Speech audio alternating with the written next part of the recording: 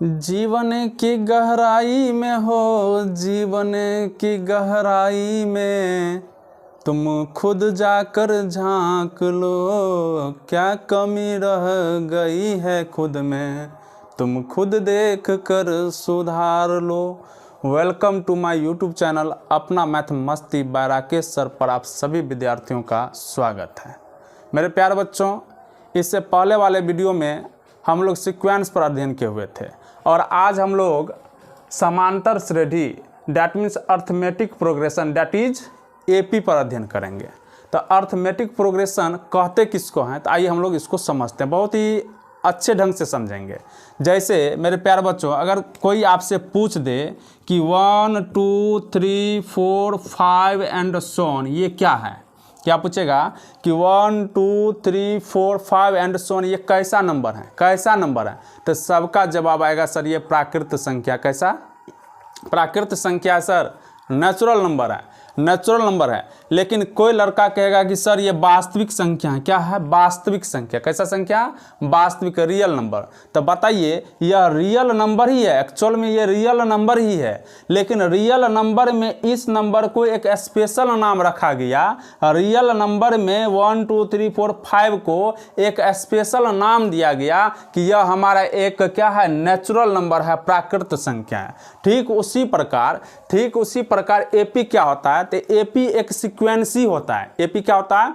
एक सीक्वेंस होता है, एक अनुक्रम होता है, लेकिन वैसा अनुक्रम होगा जिसमें कोई भी टर्म ले लें और जस्ट पीछे का माइनस करने पर वैल्यू हमेशा क्या आना चाहिए, सेम आना चाहिए। तब उस परिस्थिति में हम लोग उस सीक्वेंस को एपी के नाम से जानते हैं। जैसे मेरे प्यारे बच्चों देखिए, ये हमारे पास एक सीक्वेंस है। ये क्या है? माना कि A1, A2, A3, A4, AN एक सीक्वेंस है।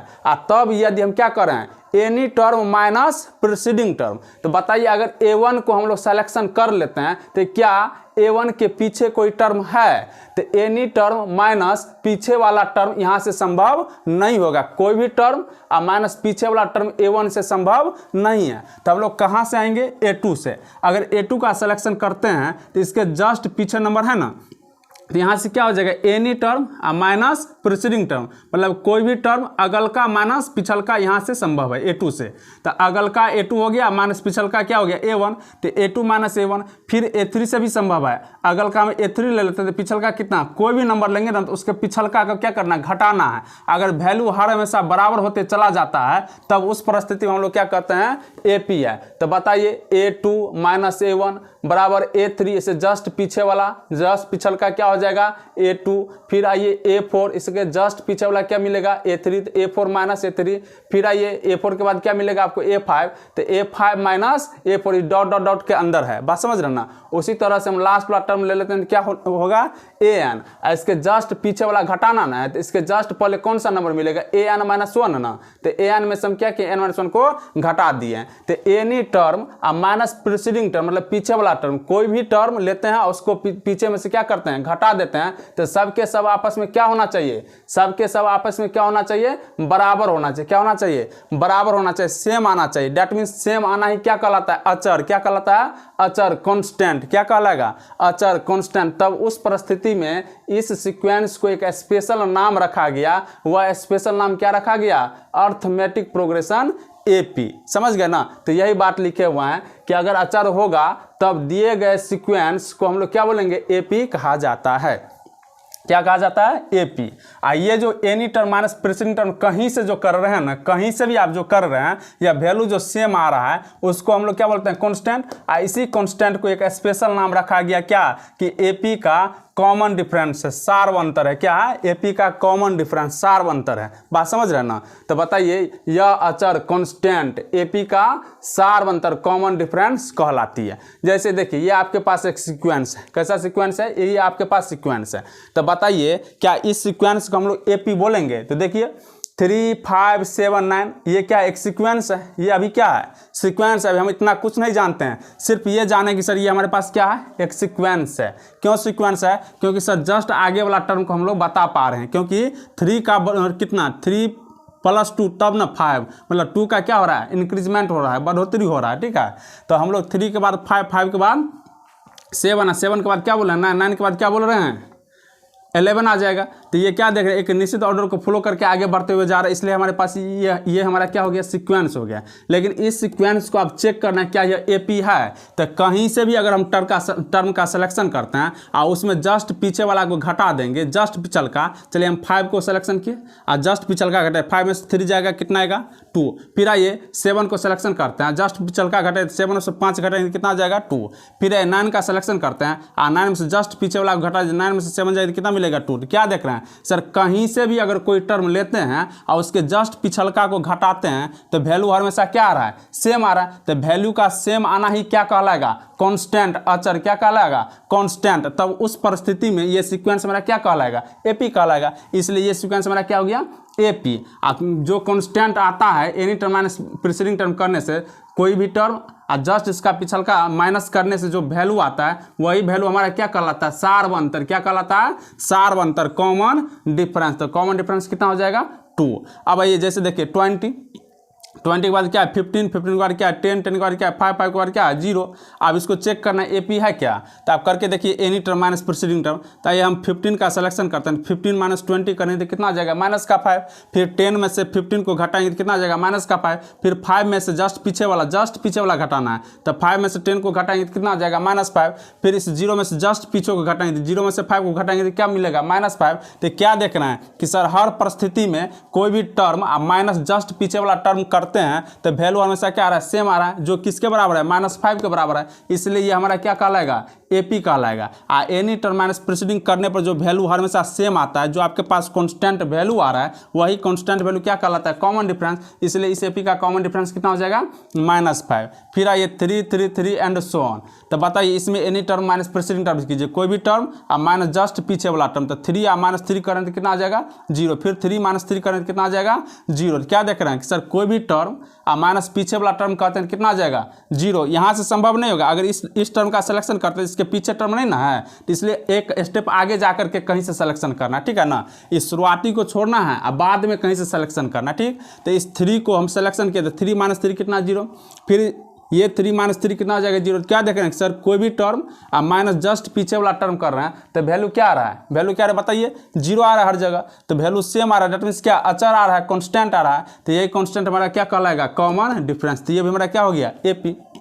अब बताइए ये तो आपके पास सीक्वेंस है, देखिए ये सीक्वेंस है, क्यों सीक्वेंस है, क्योंकि 4 के बाद कितना 8, 8 के बाद कितना आ जाएगा 16 और 16 के बाद कितना आ रहा है 32 और 32 के बाद कितना आ जाएगा 64। क्यों, क्योंकि सर 2 का मल्टीप्लिकेशन के सेंस आगे बढ़ते हुए जा रहा है। 4 में 2 मल्टीप्लाई किया, 8 8 में 2 मल्टीप्लाई किया, 16 16 में 2 मल्टीप्लाई किया, 32 32 में 2 मल्टीप्लाई करेंगे तो कितना आ जाएगा 64 आ जाएगा। इसी तरह से आपका बढ़ते हुए चला जाएगा। तो अगला टर्म क्या आप मेजर कर पा रहे हैं ना, इसलिए हमारे पास ये क्या हो गया, सीक्वेंस। अब इस सीक्वेंस को चेक किए जरा, एपी है तो इस सीक्वेंस को चेक कीजिए, तो any term minus preceding term, तो 8 में से 4 जाएगा तो कितना बचेगा आपके पास 4। फिर 16 में से 8 जाएगा तो कितना बचेगा आपके पास, कितना बचेगा बताइए 8 बचेगा। क्या any term minus preceding term दोनों आपस में बराबर हुआ, 4 कभी 8 के बराबर होगा।